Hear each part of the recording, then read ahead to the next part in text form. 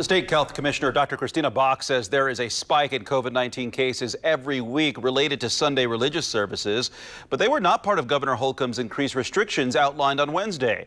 Here in Marion County, churches must continue to adhere to a 75% capacity. WRTV's Megan Sanctorum is finding out how church leaders are working to keep people safe, even with less restrictive mandates in place.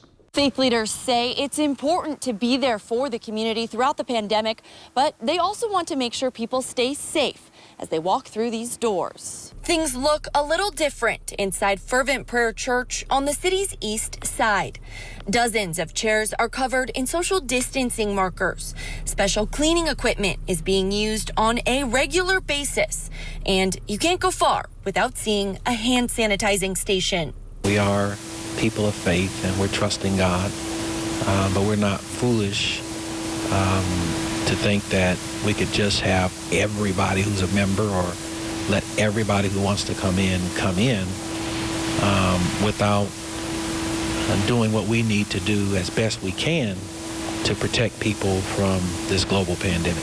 And that includes limiting the number of people allowed inside. But so far, Pastor James Jackson says that hasn't been an issue here. They're seeing around 150 people come for service each Sunday.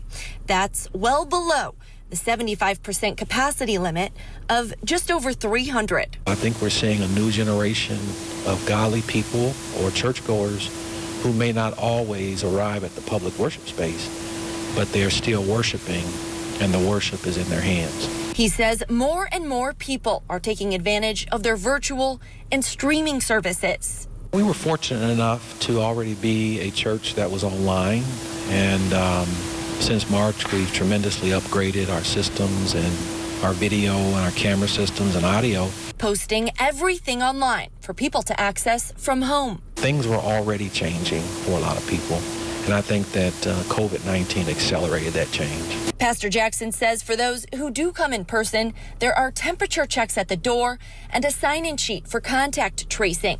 He says if the demand for in-person services increases, he will add additional service times so they never have to turn anybody away for capacity limits. Working for you, Megan Sanctorum, WRTV.